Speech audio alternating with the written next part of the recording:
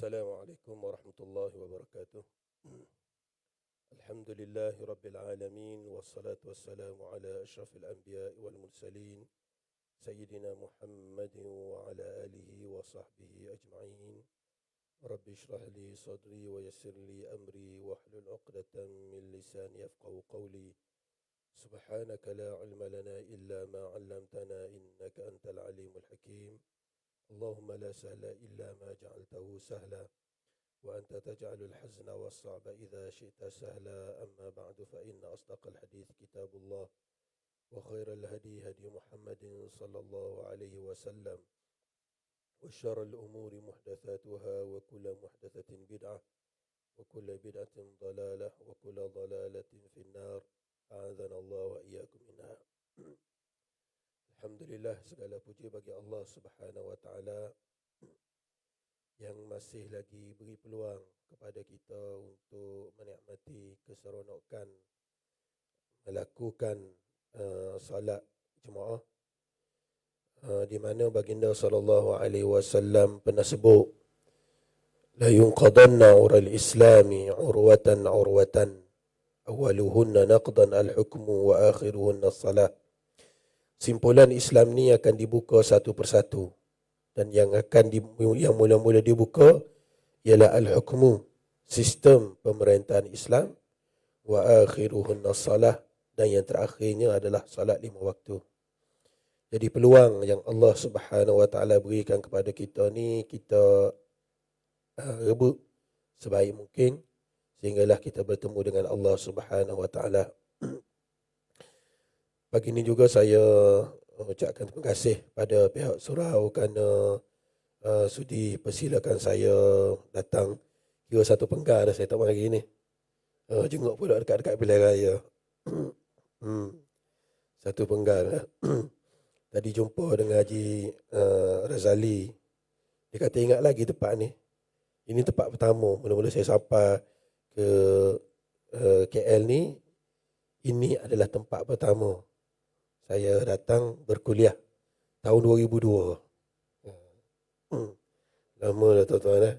Masa tu saya bujang lagi. Sekarang ni anak dah nak masuk 6 dah. Baik tuan-tuan dan puan-puan yang dirahmati Allah.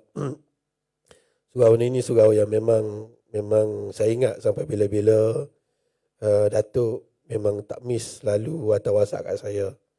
WhatsApp atau Messenger paling tidak 3-4 bulan sekali sampai ke hari ini. Baik tuan-tuan dan puan-puan yang dirahmati Allah. Pagi ni saya nak sentuh satu topik yang boleh jadi jarang kita mendengarnya, dan boleh jadi tuan-tuan dan puan-puan tak pernah dengar pun saya cerita. Tapi ini salah satu di antara bidang saya yang saya tekuni sejak tahun 94 lagi.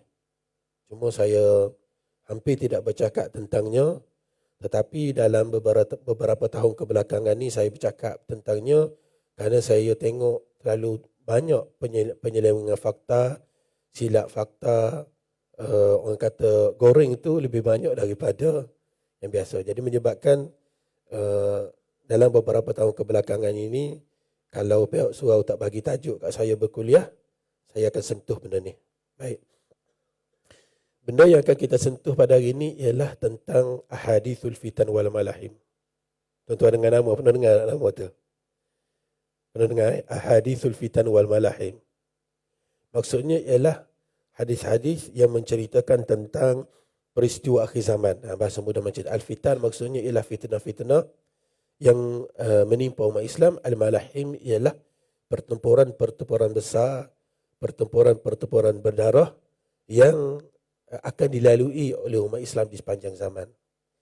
Dan saya pilih tajuk ni pada pagi ni sebab saya tengok di luar sana bila sebahagian daripada kita bercakap tentang peristiwa akhir zaman ni, kita melepasi sempadan yang telah digariskan oleh para ulama. Sudah ada kaedah, ada cara untuk kita faham peristiwa-peristiwa akhir zaman kan. Lebih-lebih lagi dengan COVID selama 2 tahun ni, So kita melihat ia sebagai satu, tidak kita lah, sebahagian daripada kita melihat dia sebagai satu konspirasi Dajjal dan sebagainya. Sampai orang tanya saya, Dajjal ni macam mana rupa Dajjal yang sebenarnya. Dan akhirnya keluar pelbagai catatan, pelbagai buku cerita tentang Dajjal, rupa Dajjal dan sebagainya. Dan kita tahu cerita-cerita tentang Dajjal itu tak sabit daripada Rasulullah sallallahu alaihi wasallam. Baik. Bila kita sebut ahadithul fitan wal malahim, al-fitan, fitan ni jamak atau plural daripada perkataan fitnah. Apa maksud fitan? Maksudnya lah peristiwa-peristiwa yang tak elok, yang kita tak suka. Contohnya seperti hilalul khuluqi, maksudnya ialah penyelewengan dalam penghayatan agama, ataupun berlakunya masalah sosial dalam masyarakat umat Islam.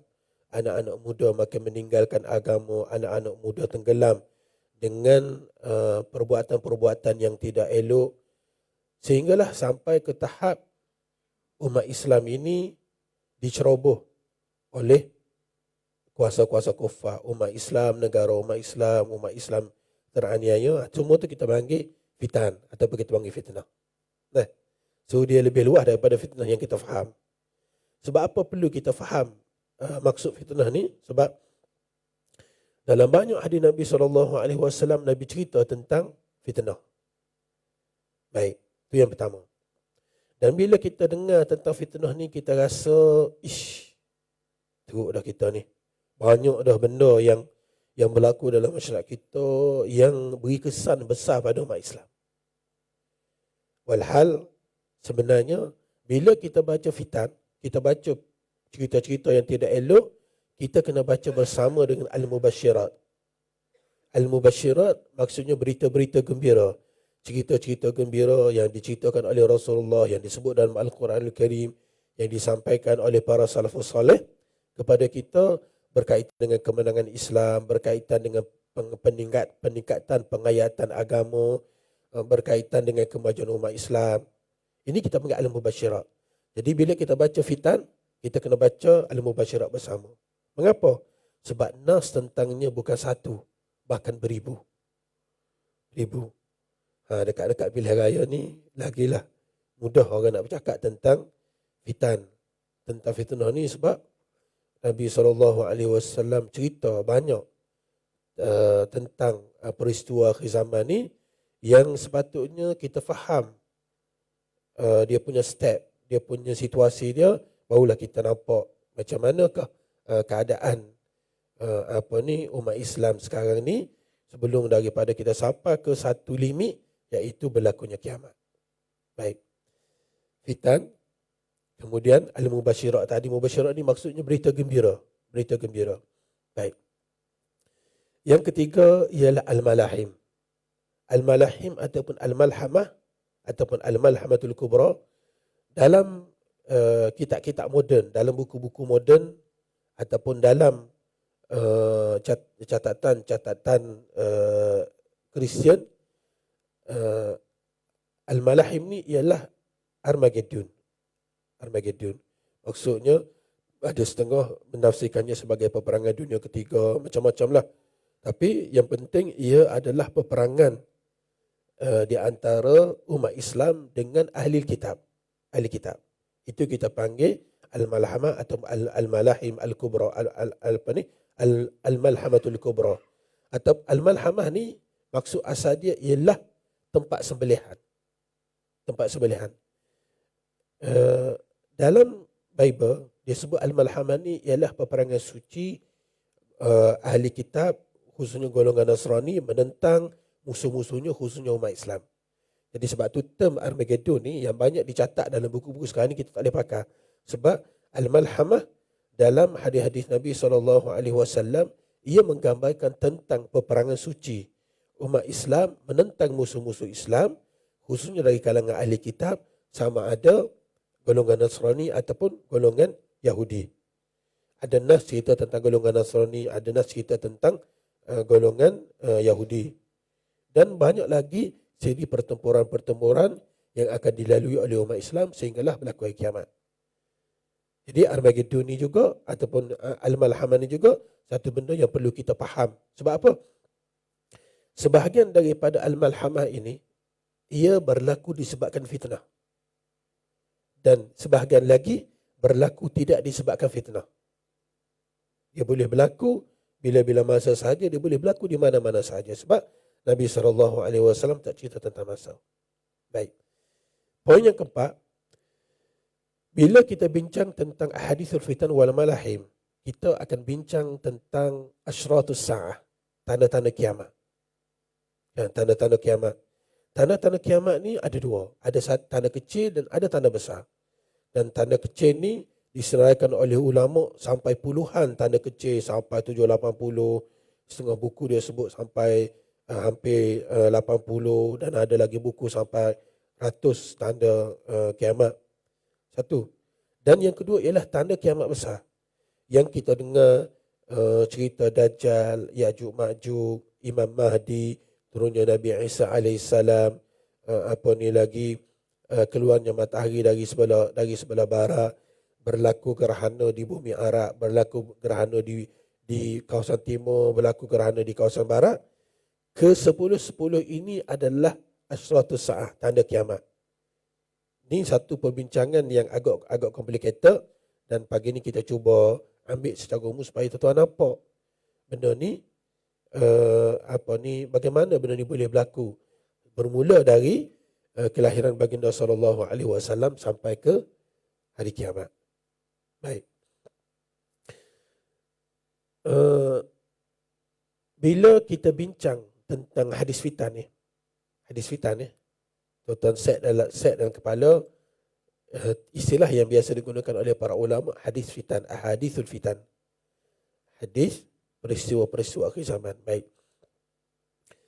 Fitan tadi kita sebut ia adalah benda yang kita tak suka, benda yang menimpa umat Islam dari segi masalah akhlak, masalah moral, kurangnya penghayatan agama, kemunduran umat Islam dari segi kehidupan beragama, kemudian umat Islam dari segi kemajuan teknologi, sampailah kepada penguasaan musuh Islam terhadap Islam. Itu semua kita panggil fitan. Mengapa penting kita memahami benda ni? Kerana benda ni disebut oleh baginda sallallahu alaihi wasallam.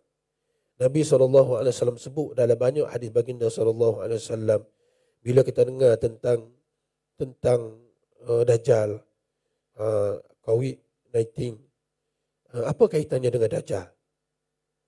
Sampai orang tanya saya, Ustaz, Dajjal ni dah ada ke belum? Saya jawab, ya, memang dah ada. Nabi SAW kata Dajjal ni dah ada. Zaman Rasulullah sendiri berlaku peristiwa pertemuan seorang sahabat Nabi, nama dia Tamim Ad-Dari radhiyallahu anhu. Tamim Ad-Dari ni dia masa tu dia Kristian. Dia naik kapal bersama dengan lebih kurang dalam 20 orang rakannya. Kemudian kapal mereka tu dihempas ombak, terdapat di satu pulau di tengah lautan, dan akhirnya di situ mereka jumpa jassasah. Jassasah ni sejenis makhluk yang bulu di depan dengan bulu di belakang ni sama banyak sehingga dia tak boleh beza. Binatang ke makhluk ke alien ke apa ke, tetapi dinamakan oleh Rasulullah sebagai jassasah, tidak dapat dibezakan yang mana depan yang mana belakang. Sejenis binatang, wallahu a'lam rupanya bagaimana, begitulah yang digambarkan oleh Nabi. Dan jassasah ni bawa Tamim Ad-Dari masuk dalam satu gua. Di situlah berlaku perbincangan yang panjang lebar dengan satu makhluk, di mana makhluk tersebut mengaku ia adalah Dajjal yang terikat. Jadi Dajjal ni dah ada dah zaman Rasulullah lagi. Dah keluar ke belum? Yang besar belum lagi keluar. Tapi yang kecil-kecil, sebab Dajjal ni semua ada 30 Dajjal semua. The last one tu, itu Dajjal yang terikat dalam gua. Jadi ada 29 lagi Dajjal dah keluar dah. Bila keluar Dajjal ni sejak daripada zaman Rasulullah sallallahu alaihi wasallam, sebagaimana Rasulullah sallallahu alaihi wasallam pernah bercerita tentang Musailamah Al-Kadzab yang mengaku sebagai nabi dan rasul ketika hayat baginda sallallahu alaihi wasallam. Yang akhirnya apabila Rasulullah sallallahu alaihi wasallam wafat, Abu Bakar As-Siddiq radhiyallahu anhu menghantar satu angkatan perang yang besar yang dipimpin oleh Usamah bin Zaid radhiyallahu anhu. Usamah bin Zaid, akhirnya berlakulah satu pertempuran yang kita panggil peperangan Al-Yamamah. Peperangan Al-Yamamah ni yang akhirnya menyebabkan Musailamah Al-Kadzab dibunuh oleh Wahsy yang pernah bunuh Hamzah. Hamzah pak serangan Nabi sallallahu alaihi wasallam. Nah, baik. Nanti kita cerita Dajjal, panjang lagi nak sampai ke Dajjal tu nah. Sebab apa saya sebut benda-benda basic-basic begini? Sebab akhir-akhir ini agak ramai orang yang datang jumpa saya bercerita tentang persiapan mereka menunggu kedatangan Imam Mahdi. Imam Mahdi. Tunggu Imam Mahdi buat preparation, buat kubu, buat kumpulan-kumpulan tertentu bertemu dengan Imam Mahdi, dan saya pernah dapat offer beberapa kali untuk join tentera Imam Mahdi. Saya jawab mudah je, saya kata boleh nak jemput saya. Saya bersedia jadi tentera Imam Mahdi dengan satu syarat. Dia katanya apa syarat dia Ustaz? Syaratnya saya nak jadi general, saya tak nak jadi private. Sebab apa? Sebab mudah nak urus. Kalau jadi private memang tak boleh buat apa. Okay. Jadi general, okey, boleh itu. Lagi satu aspek dia nampak macam joke, tapi sebenarnya itulah yang berlaku dalam masyarakat kita. Kita tertanya-tanya tentang Imam Mahdi ni. Imam Mahdi ni siapa sebenarnya? Siapa sebenarnya nah? Ditunjuk pada orang itu, ditunjuk pada orang itu, ada wataknya begitu, wataknya begitu, wataknya begitu. Jawabnya itu semua adalah pembohongan. Bila kita cerita tentang peristiwa akhir zaman, macam-macam mana pun kita kena balik pada Rasulullah. Kena tengok apa yang Rasulullah SAW cerita. Kena tengok apa yang disebut dalam Al-Quran. Kita tak boleh pandai-pandai agak, oh ni rupa Imam Mahdi, rupa Imam Mahdi macam ni. Tidak. Walaupun Imam Mahdi ni namanya dan nama ayahnya sama dengan nama Rasulullah SAW, tetapi orangnya tidak lahir di sini. Keluarnya Imam Mahdi ni di Makkah Al-Mukarramah. Rajulun yuslihuhu Allahu fi lailatin wahidah. Masa dia muda, tak usah kata dia, tak usah kata orang lain, dia sendiri pun tak tahu dia ni Imam Mahdi. Seorang lelaki soleh, orang biasa-biasa sahaja, bukan orang hebat-hebat. Tetapi satu malam Allah Subhanahu Wa Taala beri ilham pada dia sehingga dia keluar keesokan tu dia sedar dia adalah Imam Mahdi, dan masyarakat sekitar dia sedar ini adalah Imam Mahdi yang ditunggu-tunggu. Nah, dia bukan kata sejak daripada kecil lagi dia ni ada preparation untuk dia sebagai Imam Mahdi, sampai umur sekian dia menjadi macam ni, tak ada. Benda tu semua tak ada dalam mana-mana cerita. Ceritanya bila dia tua, sampai satu masa pada waktu malam Allah Subhanahu Wa Taala beri ilham pada dia sehingga dia ni pagi esok dia bangun, dia dapat rasa dia adalah Imam Mahdi, dan masyarakat sekitar dia boleh tengok dia memang dapat rasakan itu adalah Imam Mahdi. Kemudian dibawa dia di bai'ah di depan Kaabah Al-Musharrafah. Selepas daripada cerita tu tak ada dah cerita lain tentang Imam Mahdi. Kalau kata Imam Mahdi ni sekian-sekian, nama sekian-sekian, tempat sekian-sekian, tak ada. Benda tu semua tak dicerita oleh Rasulullah sallallahu alaihi wasallam. Nah, baik. Kita balik pada cerita asal kita. Bila Nabi SAW cerita tentang peristiwa akhir zaman ni, ulama-ulama kata perlu kita memahami dan menghayati peristiwa akhir zaman ni ataupun ahadithus fitan wal malahim, kerana pertama ia menggambarkan tentang kebenaran Nabi SAW. Nabi SAW ni wa ma yantiqu anil hawa in huwa illa wahyu yuha. Nabi tak bercakap dengan hawa nafsu, bahkan baginda SAW bercakap berdasarkan wahyu daripada Allah Subhanahu Wa Taala. Benda tu perlu kita set dalam kepala. Apa yang Nabi SAW sebut semuanya benar. Sebab tu peristiwa-peristiwa akhir zaman, ahadithul fitan wal malahim ni menggambarkan tentang kebenaran Nabi SAW, Nabi sebagai seorang Nabi dan Nabi sebagai seorang Rasul.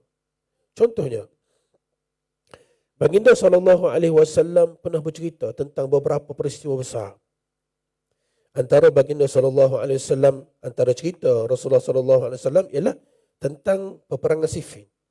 La taqumu sa'ah hatta taqtatila fi'atani 'azimatani bainahuma maqtalatun 'azimatun da'waha wahidah.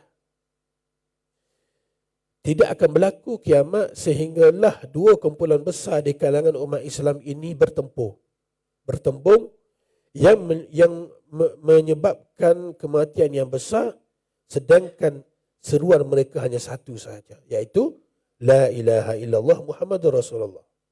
Baik. Peperangan Siffin difahami oleh para ulama sebagai peperangan yang dimaksudkan oleh Nabi SAW dalam hadis itu. Hadis ini hadis riwayat Abu Hurairah radhiyallahu anhu dalam Bukhari, dalam Muslim, dalam amal banyak kitab. Jadi bila Nabi SAW sebut begitu, bertahun-tahun zaman Abu Bakar, zaman Umar, zaman Uthman, para sahabat tak faham. Tetapi bila masuk zaman Sayyidina Ali radhiyallahu anhu, berlakulah peperangan Siffin, peperangan besar yang melibatkan dua kumpulan. Satu kumpulan di pihak Sayyidina Ali radhiyallahu anhu sebagai khalifah ketika itu, dan satu kumpulan di pihak Muawiyah radhiyallahu anhu, juga sahabat baginda sallallahu alaihi wasallam, yang sebenarnya bukan ingin berperang tetapi ingin menuntut keadilan terhadap kematian Sayyidina Uthman radhiyallahu anhu. Cerita dia panjanglah.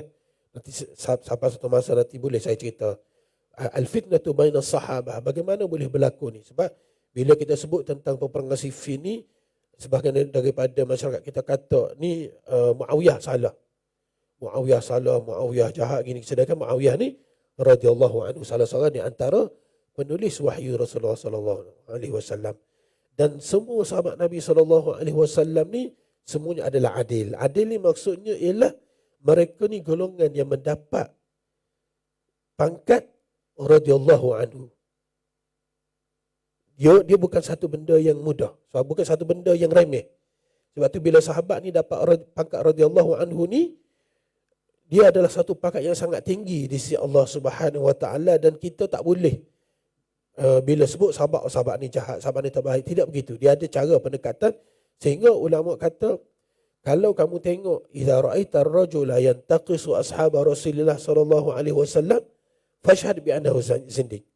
Kalau kamu jumpa seorang yang memperlekehkan para sahabat baginda sallallahu alaihi wasallam, kamu set dalam kepala kamu orang yang memperlekehkan sahabat itu adalah kafir zindiq.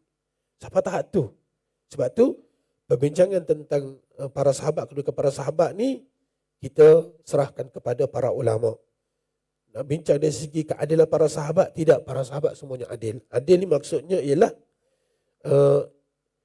keimanan mereka ni tidak berubah, tetap kepada Allah dan Rasul walaupun berlaku pertempuran, kerana itu adalah masalah lain, pendekatan politik dan sebagainya. Nah, baik. Tapi yang saya nak cerita ialah Nabi SAW sebut tidak berlaku kiamat sehinggalah berlaku pertempuran yang besar ni. Akhirnya berlakulah peperangan Siffin. Sebelum tu berlaku peperangan Jamal yang melibatkan Sayyidina Ali di satu pihak, dan juga Aisyah Ummul Mukminin radhiyallahu anha di satu pihak, yang ketika itu pasukan Aisyah dipimpin oleh Ibnu Zubair. Kalau saya sebut Ibnu Zubair mungkin orang tak kenal, tapi kalau saya sebut Ibnu Zubair ni anak Az-Zubair bin Al-Awwam, Al-Ashrah Al-Mubasyarah bil Jannah. Siapa Az-Zubair bin Al-Awwam? Beliau adalah menantu kepada Abu Bakar, suami kepada Asma bintu Abi Bakrin radhiyallahu anhu. Panjang cerita dia. Jadi berlaku juga pertempuran sebelum tu peperangan Jamal, kemudian berlaku peperangan Siffin. Tapi yang penting baginda sallallahu alaihi wasallam kata benda ni akan berlaku sebelum berlaku kiamat. Jadi benda tu telah pun berlaku 1400 tahun yang dahulu. Bila berlaku peperangan Siffin, dalam hadis lain, masa Sayyidina Hasan radhiyallahu anhu masih lagi kecil, Nabi SAW kata tentang Sayyidina Hasan, dia kata, inna ibni hadha la sayyidun fala'alla Allah an yusliha bihi baina fi'ataini. Anakku ni, maksudnya cuculah. Cucu cuma bahasa Arab ni ibn juga digunakan untuk cucu. Cucuku ni adalah sayyid, orang mulia. Fala'alla Allah an yusliha baina fi'ataini.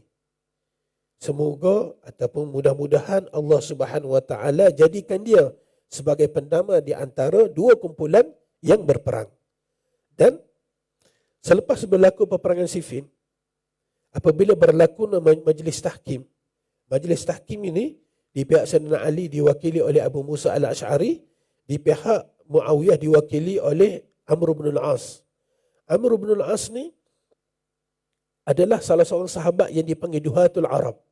Duhatul Arab ni maksudnya ialah di kalangan para sahabat yang mempunyai IQ yang tidak mampu ditandingi oleh orang lain. Luar biasa Amr bin al-As ni.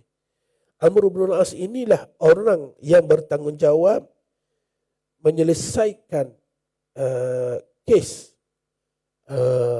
macam COVID-19 lah. Dia panggil ta'un amawas.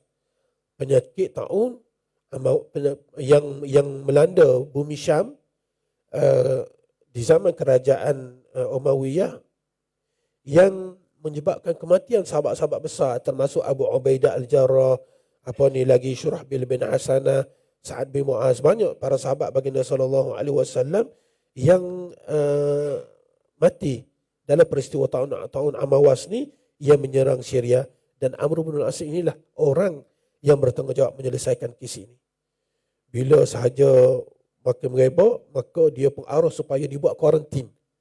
Kuarantin dia macam mana? Kuarantin dia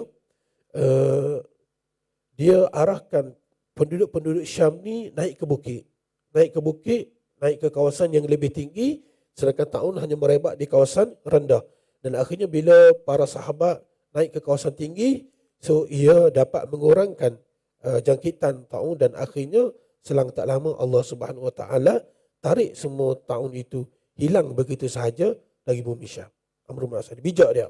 Jadi dalam peristiwa majlis tahkim, permainan politik di antara Amr bin al-As dengan Abu Musa al-Ash'ari ini akhirnya menyebabkan keputusan berpihak kepada Muawiyah.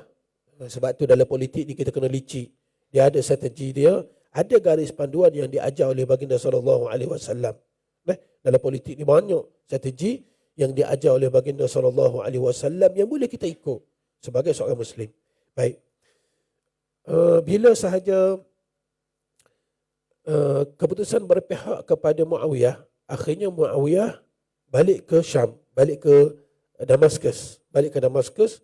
Dan ketika itu Sayyidina Ali mempersiapkan angkatan tentera yang besar untuk siri peperangan seterusnya, tetapi tak sempat dilaksanakan kerana Sayyidina Ali telah dibunuh oleh salah seorang pengikut Khawarij, Abdurrahman ibn Muljim ataupun ibn Muljam. Dibunuhnya Sayyidina Ali, ditikamnya Sayyidina Ali di Kufah, dan Sayyidina Ali wafat serta dikebumikan di sana. Cuma kita tak tahu kubur Sayyidina Ali ni sebab Sayyidina Ali radhiyallahu anhu ini dikebumikan oleh tiga orang anaknya, Al-Hasan dan Husain dan Muhammad Al-Hanafiyah. Muhammad Hanafiyah ni ialah anak Sayyidina Ali dari ibu yang kedua selepas daripada kewafatan Fatimah radhiyallahu anha. Mereka bertiga kebumikan ayahanda mereka di satu tempat yang tidak didedahkan kepada sesiapa untuk mengelakkan daripada kubur Sayyidina Ali dibongkar. Itu cerita zaman itu.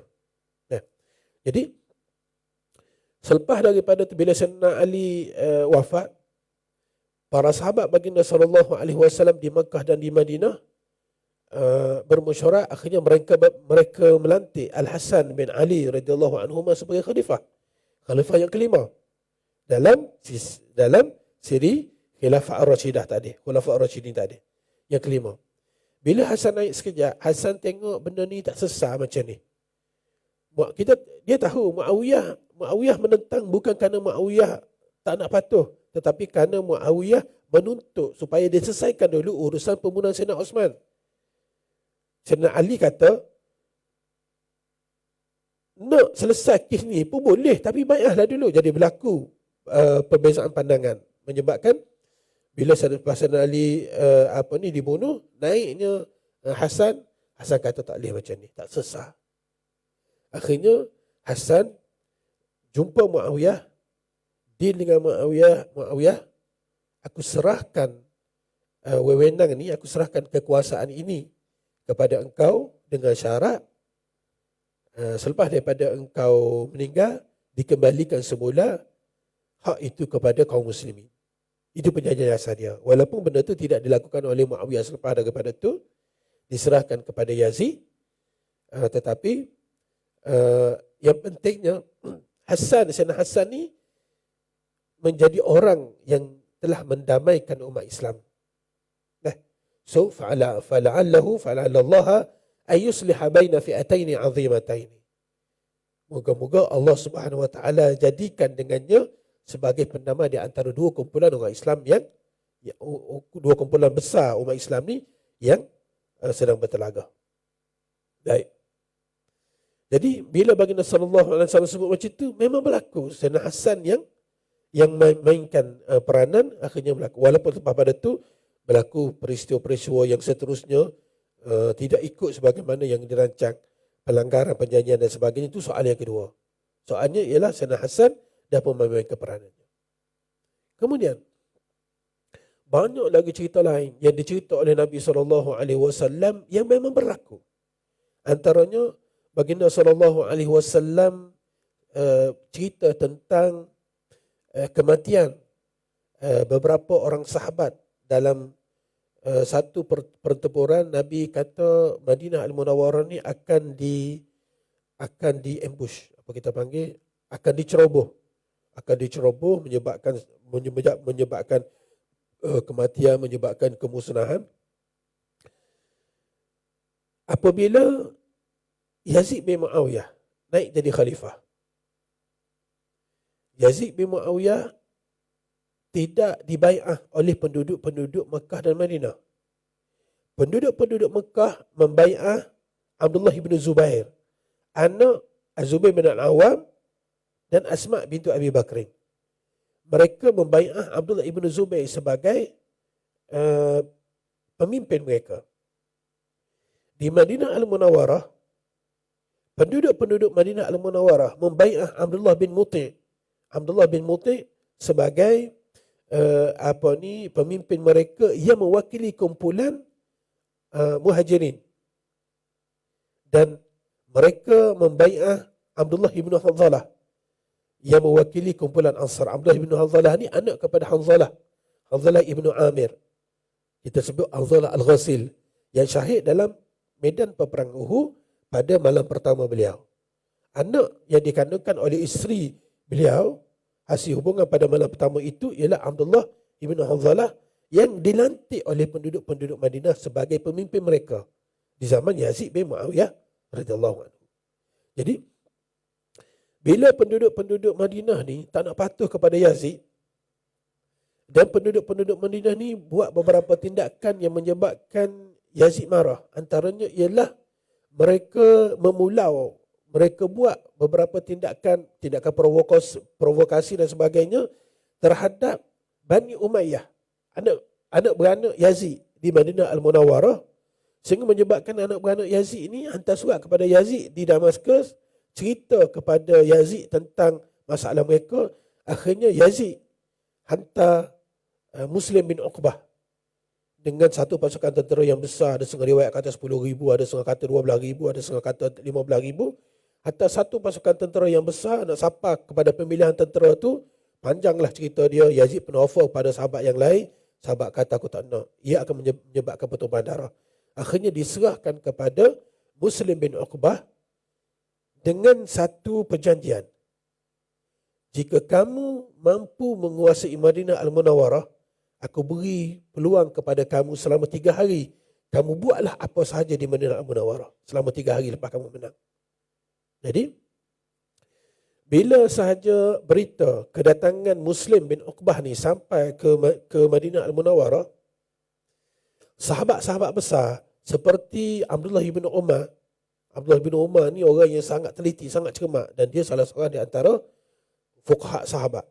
Jadi dia kata jangan follow kumpulan ni, kumpulan yang menentang Yazid ni, kerana dia akan menyebabkan benda yang lebih besar lagi akan berlaku. Bukan setakat tu, Ali Zainul Abidin ni ialah anak Sayyidina Husain radhiyallahu anhuma. Ali Zainul Abidin, di mana Sayyidina Husain dalam peristiwa serangan di kota Karbala yang menyebabkan Sayyidina Hussein dan ahli keluarga dibunuh, tapi Ali Zainul Abidin ni tidak dibunuh kerana masa itu dia masih lagi baby, umur dia sekitar 2 tahun, dibawa ke Damaskus dan kemudian dihantar balik ke Madinah Munawwarah. Masa itu Ali Zainul Abidin dah besar dah, keturunan Rasulullah, cicit Rasulullah sallallahu alaihi wasallam. Jadi Ali Zainul Abidin mengarahkan ahli keluarga dia daripada Ahlul Bait ini, jangan lawan Yazid. Ini menyalahi cara yang diajar oleh moyang kita Rasulullah sallallahu alaihi wasallam. Jadi dua kumpulan besar ni, bahkan sebahagian daripada sahabat-sahabat besar yang lain tak ikut kumpulan Abdullah bin Muti' dan Abdullah bin Hanzalah ni. Sedangkan kedua-dua kumpulan ini berjanji sehidup semati dengan pemimpin-pemimpin mereka ni untuk mempertahankan pemimpin mereka dan mempertahankan Madinah. Tapi bila Muslim bin Uqbah sampai ke Madinah Al-Munawwarah, sampai pada 30 Zulkaidah pada tahun 63 Hijrah, selama 3 hari mereka hantar info, mereka seru penduduk Madinah supaya letak senjata, jangan lawan dan kembali taat pada Yazid. Selama 3 hari permintaan tersebut tidak dipatuhi oleh penduduk Madinah. Kemudian bila mereka tak patuh, selepas daripada 3 hari, maka Muslim bin Uqbah bersiap sedia masuk rempuh ke kota Madinah Al-Munawwarah, dan berlakulah peperangan yang hebat sehingga menyebabkan Abdullah bin Muti' terbunuh, Abdullah bin Hanzalah terbunuh, ahli keluarga mereka berdua terbunuh, dan berlakulah pencerobohan besar-besaran ke Madinah Al-Munawwarah. Itulah pencerobohan yang pertama berlaku, pencerobohan besar-besaran ke Madinah Al-Munawwarah, dan benda ni telah dicerita oleh Nabi SAW. Saya berhenti setakat tu dulu cerita ni. Cerita dia panjang dan banyak cerita duka dalam peristiwa ni. Kami pelajar-pelajar hadis fitan ni, biasanya kami tidak cerita secara terbuka peristiwa ni. Sambungan daripada dia panjang lagi cerita dia, banyak lagi cerita duka yang berlaku di sepanjang di sepanjang peristiwa ni dah. Saya berhenti setakat tu dulu cerita ni. Tapi saya nak sebut, ia menggambarkan tentang kebenaran baginda sallallahu alaihi wasallam, sebab baginda kata akan berlaku benda ni. Dan pada tahun 63 Hijrah, pertempuran yang dipanggil Ma'rakah Al-Harrah. Pertempuran Al-Harrah ni pertempuran yang orang kata menjadi peristiwa duka yang besar dalam sejarah umat Muhammad sallallahu alaihi wasallam. Cuma ulama kita tak bincang terbuka je. Saya sebut ni sebagai satu cerita umum yang menggambarkan tentang benda ni memang Nabi sallallahu alaihi wasallam sebut. Selain daripada itu, banyak lagi peristiwa yang lain. Antaranya Nabi SAW pernah sebut. Nabi kata, "Satakhruju narun min ardi Hijazi tudhi'u anaqal ibili fi Busra." Akan keluar satu api besar di bumi Hijaz, di mana api ini dapat menerangi leher-leher unta di Busra. Busra ni atas lagi daripada Jordan, di Syria, bawah Syria tu, maksudnya dalam kawasan Syria. Tuan-tuan bayangkan, saya duduk di Irbil, utara Jordan. Dari Irbil kita turun ke Amman, kita turun ke Mu'tah, kita turun ke Aqabah, barulah sampai ke Khaybar, sempadan Saudi. Kemudian turun Madain Soleh dan sebagainya, berjalan sampailah ke Madinah Al-Munawwarah. Perjalanan yang memang sangat jauh. Tetapi Nabi kata, api besar yang berlaku di Madinah, di bumi Hijaz ni, akan menyebabkan pemilik unta yang kehilangan untanya di Busra dapat jumpa unta dia di waktu malam. Pada tahun 654 Hijrah, tiba-tiba berlaku api besar. Sebelum api besar tu pada Jumadah Tsani. Pada Jumadah Tsani, kita panggil sini, kita panggil Jumadah Tsani, kita panggil tak? Jumadah Tsani tahun 643 Hijrah, 654 Hijrah, berlaku gempa bumi di Madinah Al-Munawwarah. Lepas gempa bumi itu keluar api besar di Madinah Al-Munawwarah. Api tersebut banyaklah riwayat dia, sampai sebagai ulama kata ia membakar selama 3 bulan. kuat atau tidak api tersebut sehingga dia lalu saja kawasan batu, semua batu jadi cair. Tapi peliknya api ni, batu kena dia cair, tapi pokok kena dia tak rosak pun pokok tu. Ni, Nabi sebut dalam banyak hadis sahih tentang peristiwa ni. Dan bila berlaku api besar begitu, sehingga penduduk-penduduk Madinah ni susah hatilah. Susah hati, mereka bermunajat dan mereka jumpa para ulama. Adakah ini yang dimaksudkan dalam hadis Nabi?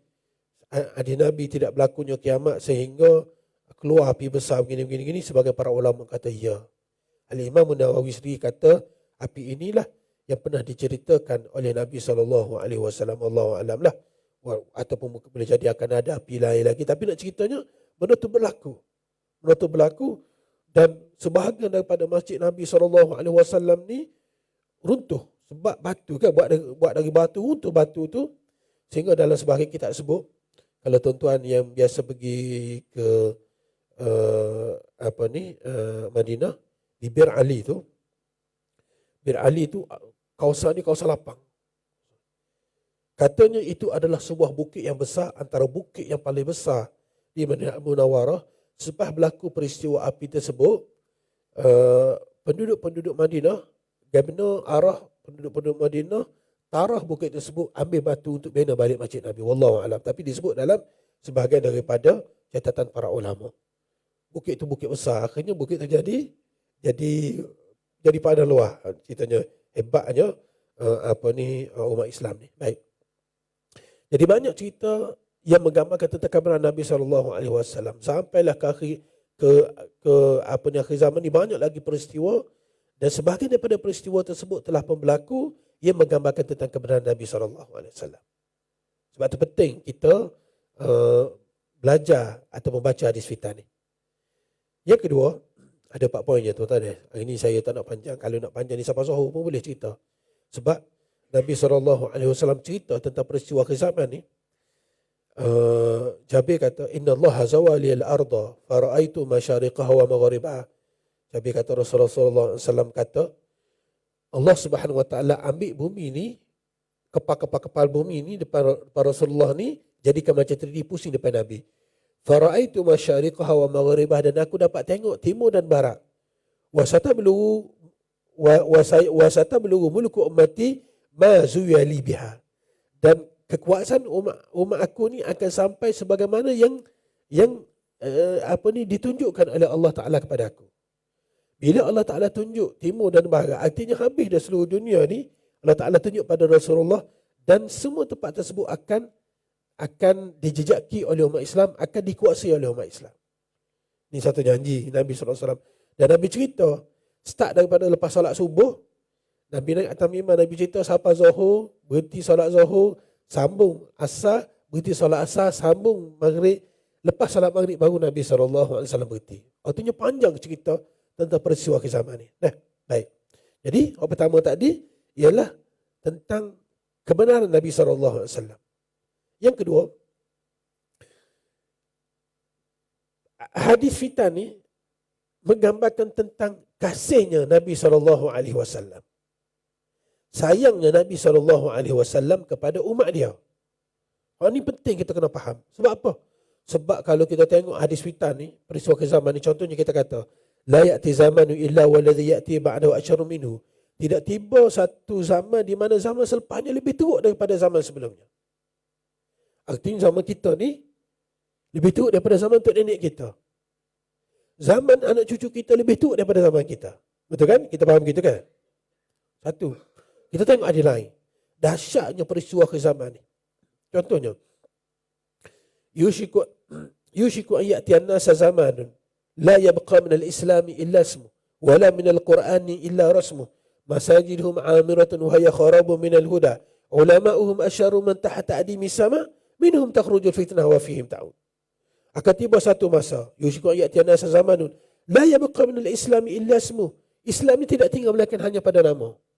Wala minal Qur'an illa rasmuh. Quran ini tidak tinggal melainkan hanya pada tulisan saja. Masajiduhum amiratun wa hiya kharabu minal huda. Masjid-masjid zaman tersebut besar tetapi sunyi daripada petunjuk. Nak solat jemaah pun tak boleh sebab masjid-masjid dikunci contohnya. Ulama'uhum asyarru man tahta adimi sama. Zaman tersebut ulama-ulama ni, ahli-ahli agama ni merupakan makhluk paling jahat atas muka bumi. Minhum takhrujul fitnah wa fihim ta'un. Daripada mereka lah keluarnya fitnah, daripada ulama, para ulama tadi, dan fitnah tersebut akan kembali kepada mereka. Macam mana perasaan tuan-tuan bila dengar dia ni? Tak ada dah ulama atas dunia ni yang bagus. Jahat belaka. Lepas tu kita ni yang boleh solat, yang boleh puasa, yang boleh tu, yang boleh faham agama ni, mari mana ilmu tu? Mari daripada ulama ke mari daripada siapa? Sebab hadis ni hadis Rasulullah ni. Kita baca hadis lain. Yushiku an ya'tiyan nas zamanun ru'asa'uhum kal asad wa wuzara'uhum kadhi'ab wa qudatuhum kal kilab wa kathirun minan nas yawma idzin kal aghnam. Akan tiba satu masa para pemimpin ni seperti singa. Wa wuzara'uhum kadhi'ab, dan para menteri seperti serigala. Wa qudatuhum kal kilab, dan para hakim seperti anjing. Wa kathirun minan nas yawma idzin kal aghnam, dan orang kebanyakan pada zaman tersebut seperti kambing-kambing. Macam mana perasaan tuan-tuan bila dengar hadis begini? Sebab tu saya kata, bila kita nak baca hadis fitan ni, jangan baca satu. Kena baca secara menyeluruh. Dan kena ada kaedah. Tak boleh ambil satu hadis terus hukum. Ambil satu hadis terus hukum. Nah, hadis-hadis ni ada makna dia. Ada maksud dia, perlu kita faham. Contohnya, hadis la ya'ti zamanun, tidak tiba satu masa melainkan zaman selepasnya lebih teruk daripada zaman sebelumnya. Ia menggambarkan tentang perbandingan di antara zaman sahabat dengan zaman selepasnya. Tidak ada zaman yang lebih baik daripada zaman sahabat Nabi SAW. Jadi kalau zaman kita ni dah 1400 tahun, zaman kita lebih teruk daripada zaman sebelumnya, artinya zaman kita tak ada dah orang mukmin. Dah makin teruk. Satu. Yang kedua, kalau kita kata zaman kita ni makin teruk, tak ada dah sampai kiamat ni makin teruk, tak ada dah kebaikan dia. Sedangkan Nabi SAW kata, contohnya Nabi SAW kata, ta'udu jaziratul arabi murujan wa anhara. Bukan hadis. Nabi SAW bercerita tentang kedatangan Al-Imamul Mahdi. Nabi kata, yamla'ul arda qistan wa adla. Kedatangan Imam Mahdi akhir zaman ni akan memenuhi bumi ni dengan keadilan, dengan kesaksamaan. Jadi, kalau kita kata zaman kita teruk, sedangkan Nabi kata, akhir zaman ni Imam Mahdi keluar, Imam Mahdi akan memimpin masyarakat sehingga masyarakat hidup dalam keadaan penuh gembira, hidup dalam keadaan hak mereka semuanya ditunaikan. Tidak ada hak masyarakat yang dinafikan di zaman tersebut. Dia bercanggah dengan hadis tadi.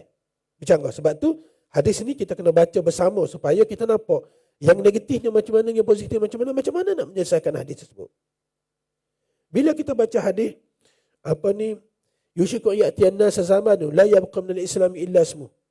Akhir dia sebut, dia kata ulama'uhum asyarru man tahta adimi sama. Ulama-ulama di zaman tersebut adalah makhluk paling jahat atas muka bumi. Ni orang masyarakat kita ni suka jadikan hadis ni sebagai dalil untuk kata ulama tu tak boleh pakai. Patut nak pakai siapa?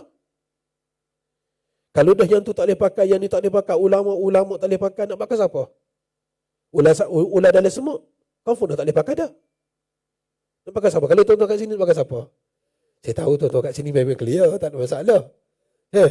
Tahu. Nak nilai mana ulama, mana ular dalam semut. Tapi saya nak cerita, dalam masyarakat kita, bila jumpa hadis macam ni, kita jadikan dalil. Tak boleh pakai ulama ni sebab tak bagus. Sedangkan, Nabi SAW pernah sebut. Nabi kata macam mana? La tazalu ta'ifatu min ummati zahirina 'alal haqqi la yadurruhum man khadhalahum hatta ya'ti amrullah. Di kalangan umat aku ni, ta'ifatu min ummati, ada satu kumpulan zahirina 'alal haqqi yang sentiasa berada di atas dasar kebenaran. Berlaku macam mana sekalipun mereka tetap berada di pihak yang benar. Mereka tetap hidup dengan penghayatan agama yang sempurna. Mereka tetap memperjuangkan agama. Mereka tetap mengajak agama. Mereka tetap mempertahankan agama. Zahirina alal haqqi. La yaduruhum man khadhalahum hatta ya'ti amrullah. Tidak ada sesuatu pun yang boleh memberi mudarat pada mereka. Siapa sahaja nak buat kemudaratan pada mereka, sehinggalah tiba masanya, iaitu berlakunya kiamat. Hatta ya'ti amrullah, setengah riwayat sebut hatta ya'ti amrullah wa hum kadzalik.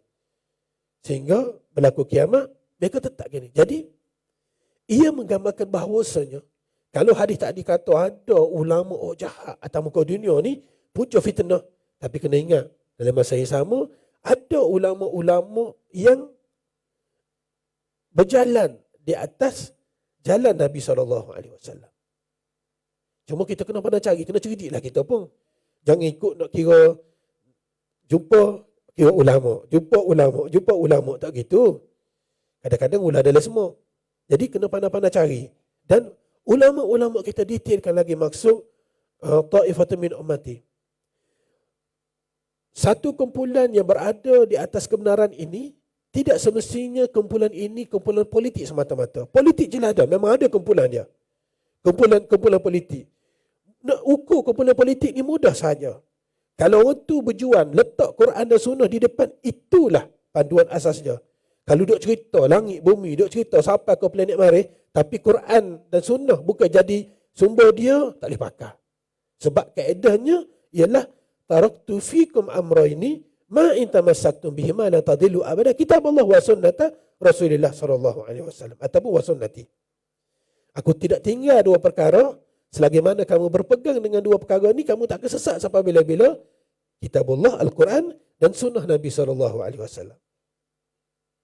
Jadi hadis taifah tadi, ulama kata ada kumpulan dari segi kumpulan politik, ada kumpulan-kumpulan pendidikan, ada kumpulan-kumpulan kemasyarakatan, ada kumpulan ekonomi, ada kumpulan bidang-bidang ilmu tertentu, ada kumpulan urusan-urusan pentadbiran tertentu.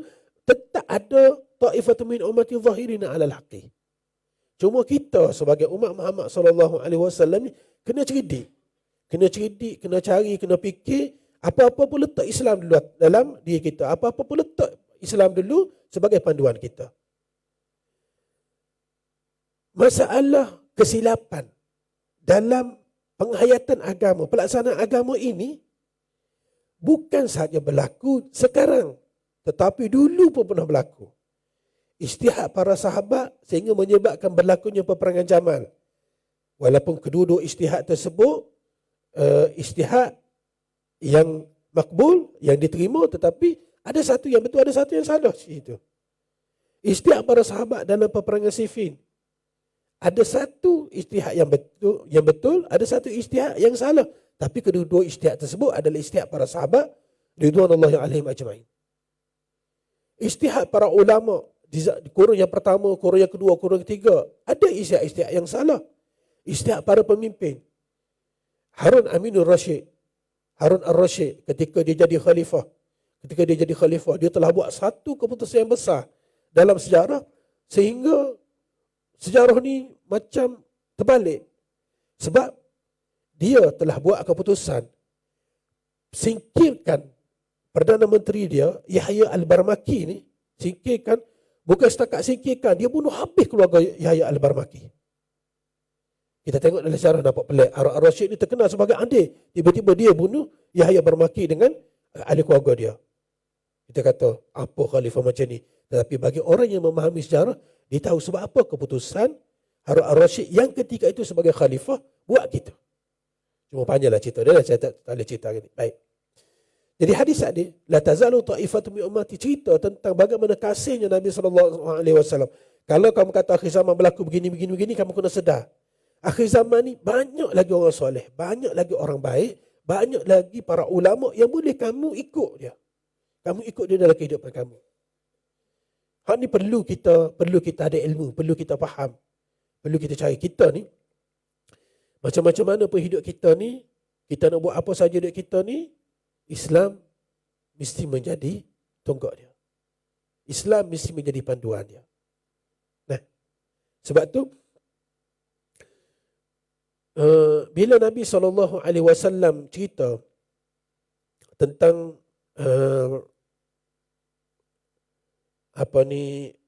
kota Konstantinopel, la tuftahanna al-Qustantiniyah ataupun Kustantiniyah fala ni'mal amiru amiruha fala ni'mal jaishu dzalikal jaish. Kota Konstantinopel akan dibuka, fala ni'mal amiru amiruha, dan sebaik-baik tenteranya, pemimpinnya adalah pemimpin yang membuka kota tersebut, fala ni'mal jaishu dzalikal jaish, dan sebaik-baik tentera adalah tentera-tentera itu. Sultan Muhammad bin Murad ataupun kita kenali sebagai Sultan Muhammad Al-Fatih buat beberapa strategi sehingga pada 20 Jumadal Ula 857 Hijrah, ataupun kalau kita kata tarikh Masihi dia 29 Mei 1453 Hijrah, Sultan Muhammad Al-Fatih ni berjaya buka Konstantinopel. Selepas usahanya, sebelum tu usaha bermula di zaman sahabat Nabi SAW, di zaman kerajaan Umayyah, mereka telah wujudkan satu armada kapal yang besar. Armada kapal ni 1,600 buah kapal untuk menyerang kota Konstantinopel, tapi tak percaya. Hebatnya teknologi perkapalan ini, sehingga bila tiba zaman Sultan Salahuddin Al-Ayyubi di Mesir, Sultan Al-Ayyubi bangunkan armada kapal ni besar tak besar, setiap kapal boleh isi 10,000 orang tentera. Kalau ada orang yang ada pengalaman dalam tentera, dia boleh ukur. Satu kapal boleh isi 10,000 orang tentera. Dan kapal sebesar ini diatur di Port Said di Mesir tu, dibilang start daripada orang azan maghrib sampai orang azan subuh, tak habis lagi bilang kapal tu. Banyaknya kapal. Nak ceritanya armada Islam ni begitu hebat zaman tu. 1453 Hijrah, bukankah zaman tu zaman Melaka? 511 apabila Melaka diserang, kerajaan Osmaniyah ni hantar 70 buah kapal untuk bantu Melaka, tapi terhenti di Goa. Di Goa bertembung dengan Portugis di situ, sehingga kapal-kapal tersebut tak sempat sampai ke Melaka. Ini catatan sejarah macam ni. Tapi saya nak cerita Nabi SAW, bila Nabi sebut ni, dia menggambarkan tanda kasihnya Nabi SAW pada umat dia. Kamu jangan bimbang.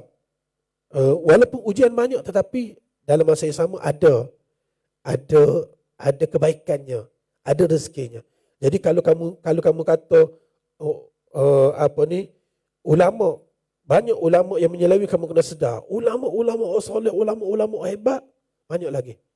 Al-Imam Al-Qardawi, Dr. Yusuf Qardawi, kita panggil Al-Imam. Dr. Yusuf Qardawi ni, dia pernah tulis sebuah kitab Al-Mubashirah Bintisar Al-Islam. Berita gembira tentang kemenangan Islam. Sebab apa? Sebab dia kata ulama-ulama, sebahagian daripada tu cerita tentang peristiwa kezaman ni menyebabkan kita takut. Cerita tentang Dajjal kita takut, cerita tentang Imam Mahdi kita takut, cerita tentang Yajuj Majuj kita takut. Dabatul Ardi takut lagi. Dabatul Ardi, wa idza waqa'al qawlu 'alaihim akhrajna lahum dabatan minal ardi tukallimuhum anna an-nasa kanu bi ayatina la yuqinun.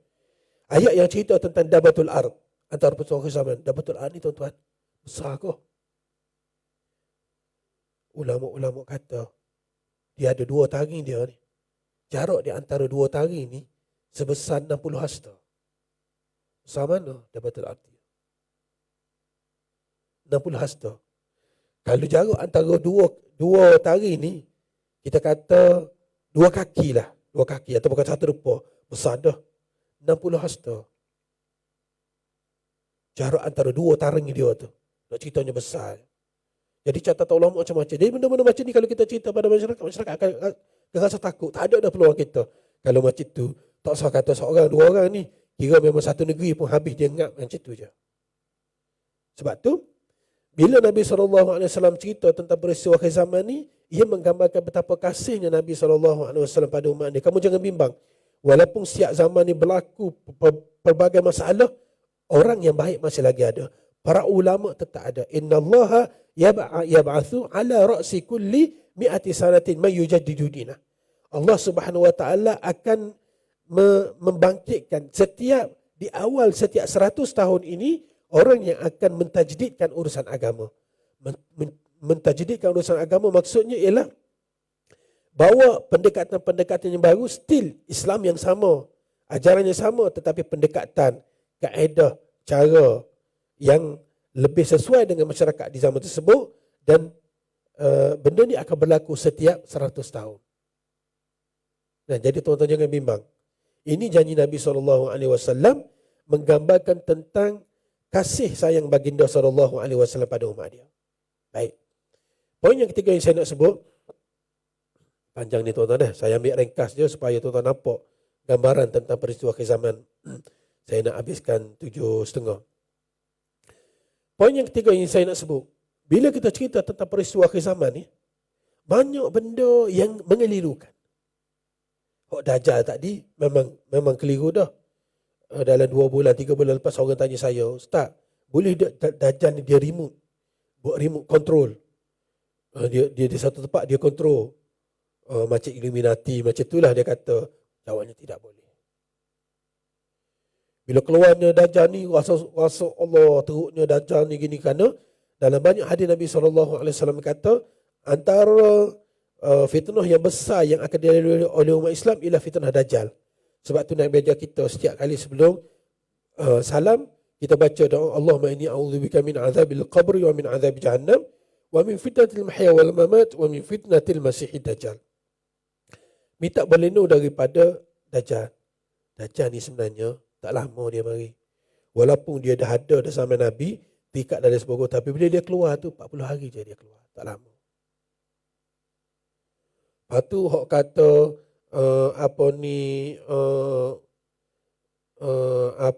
tangan kanannya api, tangan kirinya air, tangan kanannya neraka, tangan kirinya syurga, boleh bunuh orang bila-bila masa, boleh buat apa saja tu. Macam mana? Berlaku 3 hari pertama saja. Dajjal ni hebat macam mana sekalipun, dia tidak mampu masuk ke kota Mekah dan kota Madinah. Benda ni perlu kita faham. Sebab apa? Sebab banyak orang cerita akhir zaman ni Madinah Al-Munawwarah akan hancur. Betul atau tidak Madinah Al-Munawwarah akan hancur akhir zaman? Ya, betul. Tetapi bukan disebabkan oleh Dajjal. Tak sah kata Dajjal. Masa Nabi SAW sampai ke Madinah Al-Munawwarah, Nabi tengok Bilal bin Rabah. Bilal bin Rabah, Kulthum bin Hidam dan beberapa orang sahabat, Mistah bin Uthathah, berapa orang lagi sahabat yang berada di beranda macam tu, beranda kita panggil Suffah. Al-Suffah mereka ni, beranda masjid Nabi SAW, mereka kena demam panas. Sehingga Bilal bin Rabah ni, kita tahu dia Bilal Rasulullah. Bukan itu sahaja. Di zaman jahiliah dulu, masa dia jadi hamba kepada Umayyah bin Khalaf, dia adalah artis nombor 1. Suaranya sangat merdu. Bukan suara biasa-biasa. Jadi bila dia sampai ke Madinah, bila dia kena demam panas, dia meracau, dia bersyair. Dia bersyair menceritakan tentang kerinduan dia kepada Mekah. Jadi bila berita tersebut sampai pada Nabi SAW, apa Nabi buat? Nabi hambat demam panas keluar dari Madinah. Nabi hambat demam panas tu keluar dari Madinah Al-Munawwarah. Jangan masuk ke Madinah Al-Munawwarah.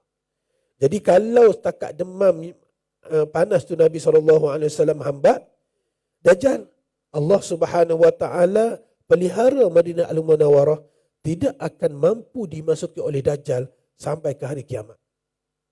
Jadi kita jangan salah faham, kata Madinah Al-Munawwarah ni boleh hancur. Betul.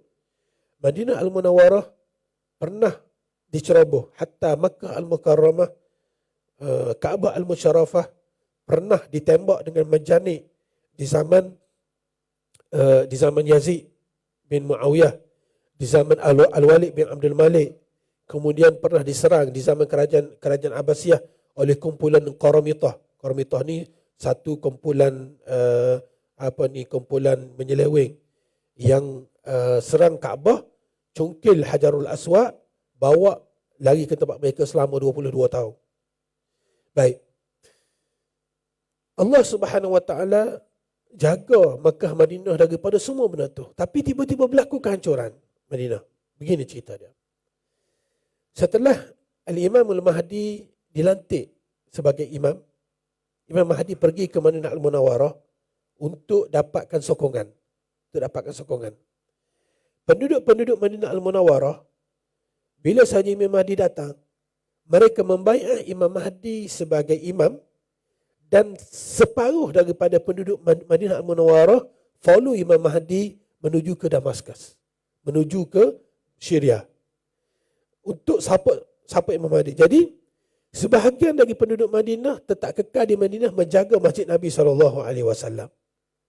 Jadi oleh kerana sebahagian pada penduduk Madinah tinggal di Madinah, tuan-tuan bayangkanlah bila bangunan kita tinggal bertahun-tahun, macam mana keadaan dia. Itu maksud Madinah akan hancur. Bukan Madinah akan hancur oleh tangan. Madinah ni Dajjal tak boleh masuk. Madinah pernah dihancurkan oleh tangan-tangan manusia. Macam kita cerita tadi.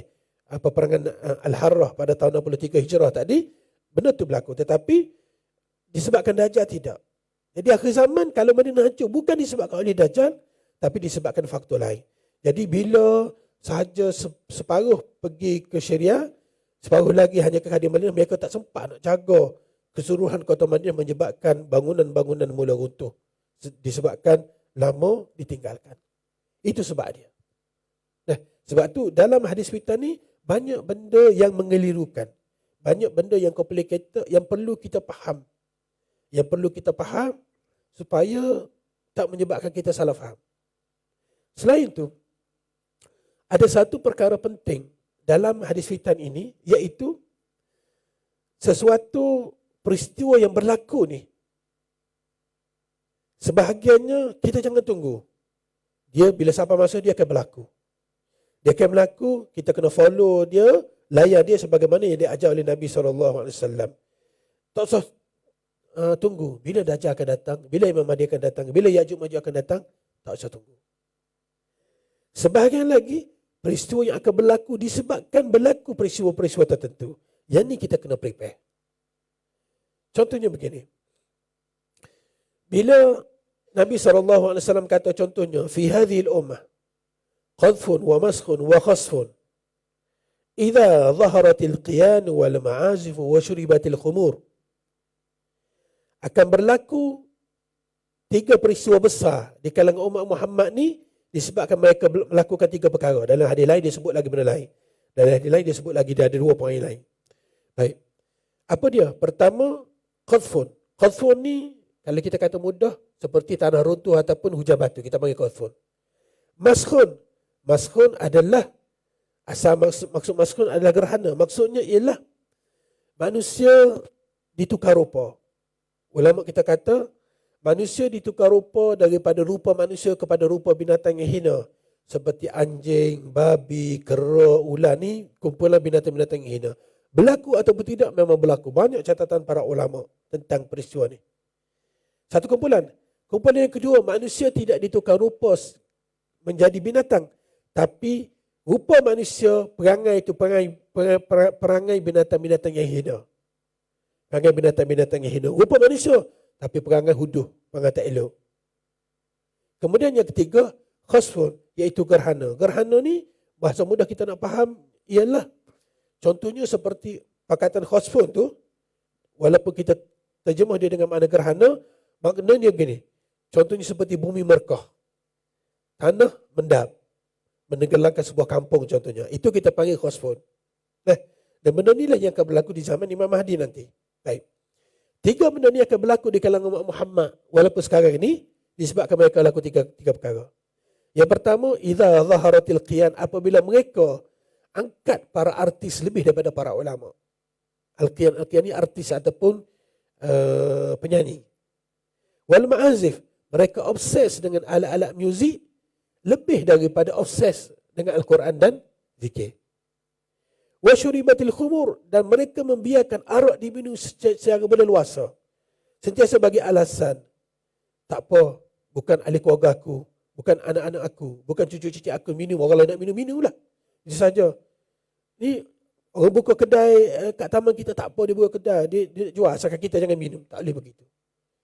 Jangan biarkan arak masuk dalam masyarakat kita. Nabi tambah 2 lagi dalam hadis lain. Nabi kata yastahillun al-hira wal harir. Apabila mereka menghalalkan al-hir. Hir ni maksudnya zina, penzinaan. Normalisasi zina. Dia beri nama dengan nama persetubuhan tanpa nikah, mahram dan sebagainya. Hakikatnya adalah zina. takut nak sebut nama zina tu. Takut. Ni satu benda yang belak dalam masyarakat kita ni. Takut nak sebut zina. Macam takut nak sebut babi tak adilah.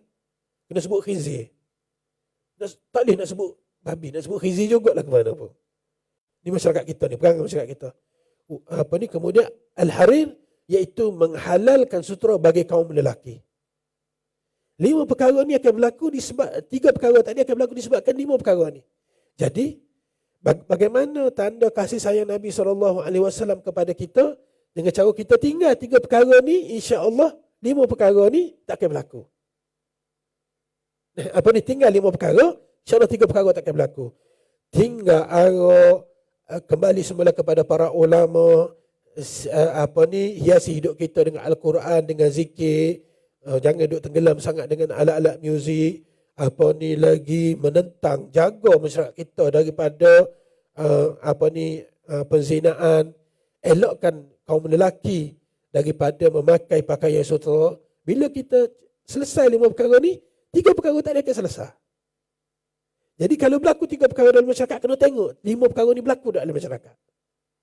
Itu kita panggil kaedah timbal balas dalam hadis fitan. Jadi benda-benda sebegini kita perlu faham, barulah kita nampak bagaimana hadis fitan ni sebenarnya ia boleh menjadi motivasi pada kita.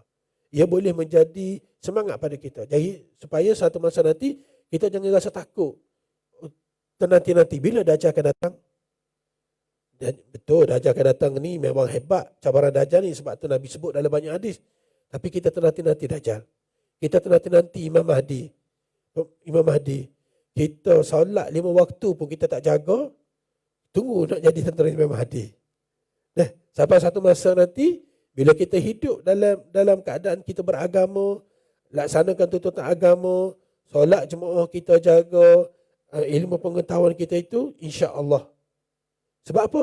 Sebab satu cabaran umat Muhammad SAW akhir zaman ini ialah mereka beribadat, tetapi mereka tidak ada ilmu dalam ibadat mereka. Akhirnya mereka buat saja. Sebab tu saya nak sebut sebagai penutup kita pagi ni, Nabi SAW pernah sebut dalam Sahih Muslim. Nabi kata, yushiku an tada'a alaikumul umam kama tada'a al-akalatu ala qas'atiha. Qalu amin qillatin nahnu yawma idzin? Qala la bal antum kathir walakinnakum wutha'un ka wutha'is sail. Wa la yanzi'anna Allahu min qulubi aduwikumul mahabata minkum wa la yakdhifanna Allahu fi sudurikum al-wahn. Qalu wa mal wahn ya Rasulullah? Qala hubbud dunya wa karahiyatul maut. Kami pelajar-pelajar hadis fitan ni memang kami kena hafal hadis satu persatu. Kalau tuan-tuan dengar saya baca banyak hadis pagi ni pun jangan rasa pelik dah. Ini memang bidang kita begini. Nak ceritanya, benda ni adalah benda yang memang Nabi SAW ajar clear. Bagaimana cara kita nak berhadapan dengan akhir zaman. Yushiku an tada'a alaikumul umam. Akan tiba satu masa di mana umat manusia seluruhnya ni akan mengerumuni kamu, melingkungi kamu. Kama tada'al akalatu ala qas'atiha. Sebagaimana orang yang nak makan ni mengerumuni hidangan makanan. Qalu amin qillatun nahnu yawma idzin. Para sahabat tanya, adakah sebab kita ni tak ramai? Nabi kata tak. Jumlah kamu ni sangat ramai karutha'is sail, seperti buih di lautan. Buih di lautan ni maksudnya bila ombak tu bergulung, lepas pada ombak bergulung tu buih putih, itu dipanggil rutha'. Wa la yanzi'anna Allahu min suduri aduwikumul mahabata minkum. Allah Subhanahu wa taala akan rentap rasa gerun di dalam hati musuh-musuh kamu terhadap kamu. Wa la yakdhifanna Allahu fi sudurikum alwahn. Dan Allah Subhanahu wa taala akan campakkan perasaan alwahn dalam dada kamu. Para sahabat tanya Rasulullah, apakah yang disebut wan? Rasulullah kata, hubbud dunya wa karahiyatul maut. Kamu sangat tamak halabah, cintakan dunia dan kamu takutkan kematian. Jadi kalau benda tu ada dalam diri kita, maka kita kena berusaha untuk buang tamak. Dunia ni kita nak, tetapi tamak halabah pada dunia itu menyebabkan kita lupa pada akhirat. Tapi cari dunia ni, kita kena cari setakat yang kita boleh, kerana kebaikan dunia ni banyak dalam untuk perjuangan Islam. Nak perjuangan Islam kalau tak ada harta, nak berjuang macam mana? Para sahabat Nabi SAW support Nabi SAW dalam banyak peperangan. Support dengan apa? Support dengan duit, support dengan unta, support dengan kurma, support dengan macam-macam. Kenapa? Kerana mereka ada duit. Ini yang berlaku dalam banyak siri peperangan Rasulullah SAW. Baik, tuan-tuan dan puan-puan yang dirahmati Allah. Saya kira saya sebut ni, kita dapat ambil satu gambaran tentang peristiwa kezaman. Dan selepas ni supaya pemahaman kita ni jelas tentang peristiwa kezaman. Dan salah satu benda yang besar yang disebut oleh Nabi SAW, cabaran yang akan dilalui oleh umat Islam ini, sebagaimana yang saya sebut pada hadis pertama tadi, iaitu la yunqadanna ural islami urwatan urwatan. Simpulan Islam ni akan dibuka satu persatu. Awaluhun naqdun al-hukmu. Simpulan yang pertama dibuka ialah sistem pemerintahan Islam. 3 Mac 1924 adalah titik noktah terakhir kekuasaan kerajaan Osmaniyah, dan selepas itu umat Islam tidak ada lagi sistem khalifah.